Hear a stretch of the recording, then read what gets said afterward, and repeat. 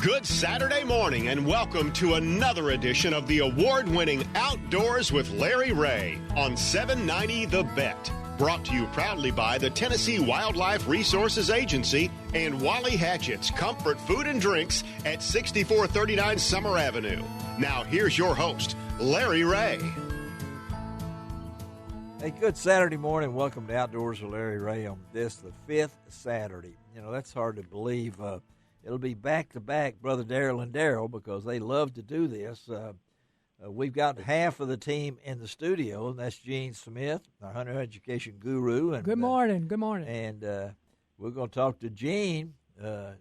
Great picture on Facebook that his daughter posted of him surrounded by kids, which is normal. My favorite thing. The favorite thing. And then Dave Gabbard, other part of the Darrell and Darrell team, is he's up in his stomping grounds of Lexington. And good morning, Dave.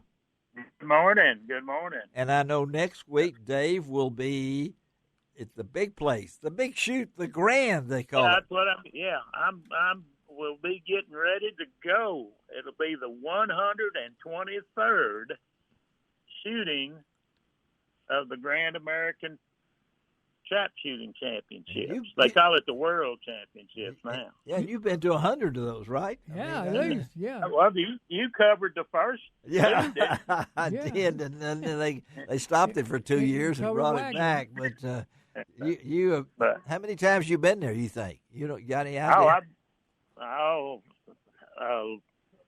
Quite a few. 15? At least 15? I've been there for 30 years. At least. 30 years. They don't give out pins, do they? So, but that's in Sparta, right, Illinois? That's in Sparta, Illinois. It's okay. World Recreation and Shooting Complex in Sparta, Illinois. For kind of orient people, that's probably about 40 miles southeast of St. Louis.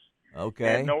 And north of Carbondale. You know, if you go straight north. And they'll have it'll go for 10 days, really, right? Doesn't it, or something? It'll go for it'll go for about 10 days. I'll be there.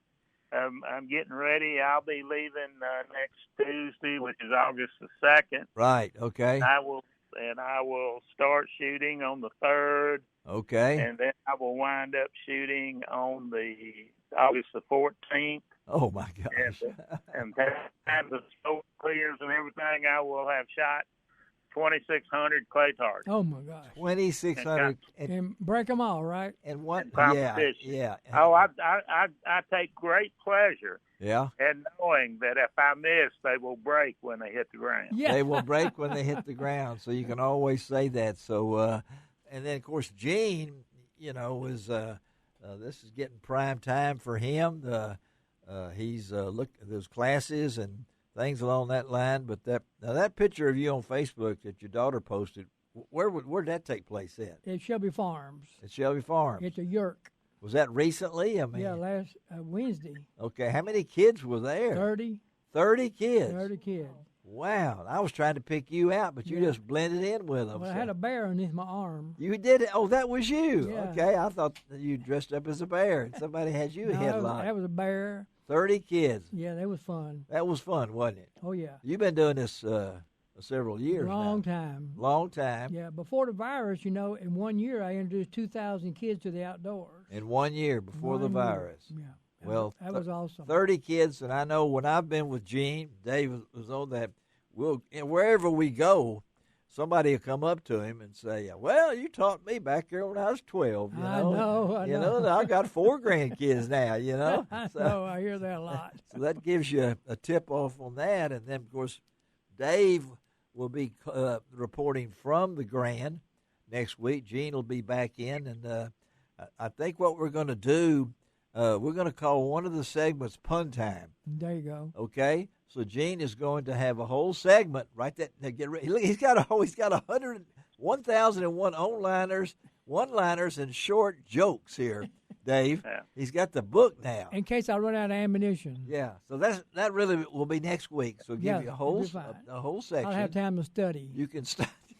There's no big words in there. Yeah.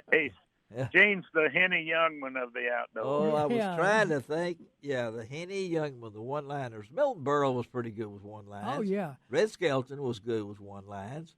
But Henny Youngman Oh, he was good. Yeah, he was good. And then, He said he went on a pleasure trip. He took his mother-in-law to the train station. Okay. Oh, my gosh. And Shelby McCall is here. She will keep us going. We've had a lot of excitement here in the recent days. And we're hoping this will go down. We got a great show this morning. We always do. Going to kick it off on the next segment, and Dave will stick around because he knows this young man.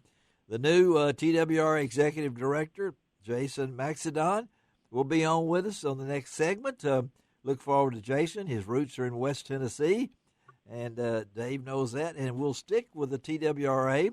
Of course, they are one of our show sponsors. But Jeremy Dennison, TWRA CWD Field Coordinator, and Dave knows all about this because they've added your county, right, Dave? I mean, right. You know, they've added, Henderson County into the zone this time. And Jeremy, and you can ask him about the new incinerator. On this past week, everybody probably received in the mail, if you're a license holder. Yep. Or whatever, I was kind of like you. I thought it was my issue of the Wildlife magazine, but it was the hunting and fishing guide. It's a hunting and fishing guide. It was a slip cover like a magazine. And yeah, I was impressed, and I haven't seen yet the next magazine with any corrections they may have to make. I haven't seen a magazine since.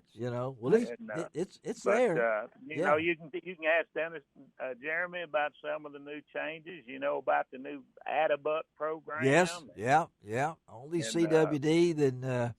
So we'll ask Jeremy that, and then we're going to talk a little MidSouth fishing with two guys who have spent a lot of time on the water together. I thought we'd just get them together. That's our MidSouth hunting and fishing guy, and that's David Best, a primary tackle out there in the good land of where is he out there? He's in Arlington, I think. Yeah, he's in the town square at Arlington, SYS building, and then Billy Doyle. The Wolf River Guide Service, and then going over to Little Rock. It's going on this weekend, started yesterday, and that is the first Duck Hunters Expo with Delta Waterfowl leading out. So we're going to talk to Brad Hadel. He's the Delta Waterfowl Senior Director of Marketing, and Brent Birch. Brent is one of the most famous waterfowl hunters in the state of Arkansas. You can go to BrentBirch.com, find out all about him. He's the guy that helped set up the Arkansas Waterfowl Hall of Fame in 2016. And he's a member of the Arkansas Game and Fish Board and the Foundation.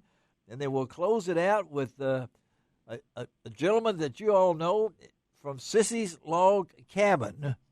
But we won't be talking necessarily about Sissy's Log Cabin, which really actually started almost in a dilapidated cabin in Pine Bluff, Arkansas, back in the 70s that his mom and dad bought for $1,500. Anyway, Bill Jones, he is the newest member of the Arkansas Game and Fish Board of Commissioners, and excited to talk to Bill because he'll represent all you good folks in area code 870, and is an avid hunter and got some real great stories to tell about his life of hunting besides Sissy's Log Cabin, which it's not nearly a log cabin now. Log cabins have now become fashionable that people live. Say, I live in a log cabin. Well, they cost about today's log cabin is much different than. Oh yeah, kinda. You can order them Lincoln log set just about. Oh yeah, I used to have one. You had a Lincoln log Yeah. set? Did you really? Yeah. It's probably I worse. got better than that. I got a log cabin. Yeah, that's right. Dave I was lives getting in a log that cabin. Dave lives in a log cabin. That's right. Yeah, a very unique log cabin. But we'll talk to Bill Jones in the last part of it about being a part of the Arkansas Game and Fish Commission. And all of the commissioners today are over at the Delta Waterfowl event and at State Convention House there in Little Rock. And we gave away about 25 tickets to that event that they had sent us. And you still can drive over to Little Rock. It only costs you $10 to get in. Today and tomorrow. That started yesterday. But I'm really looking forward to talking to Jason. I watched the press conference. I actually participated in the press conference. I actually asked 2 questions in the press conference, which back in the old days, we didn't have too many press conferences for Gary Myers, did we? No. I don't remember too many Gary Myers press conferences. Not many, no. He was not a man of press conferences, No, okay? But did he leave his mark on the agency, Dave? Oh yeah. Yeah. You know, you can't be in that. You can't be in a position as a game and fish director over 20 years and not leave a mark. Oh my! Well, he did buy a lot of property, didn't he? He got a lot of property. Oh, yeah. A lot of hunting and fishing, that is. The waterfowl. What's the management? What of that? He did a lot of things of that. But of course, he broke me in, or I broke him out. I don't know. And then of course, Ed Carter came right along and had the job of replacing. You don't replace Gary Myers. And then Bobby Wilson, who worked his way up through the ranks. And I think this is kind of cool in a way that Bobby Wilson steps out, and then Jason Maxedon steps in with really West Tennessee roots.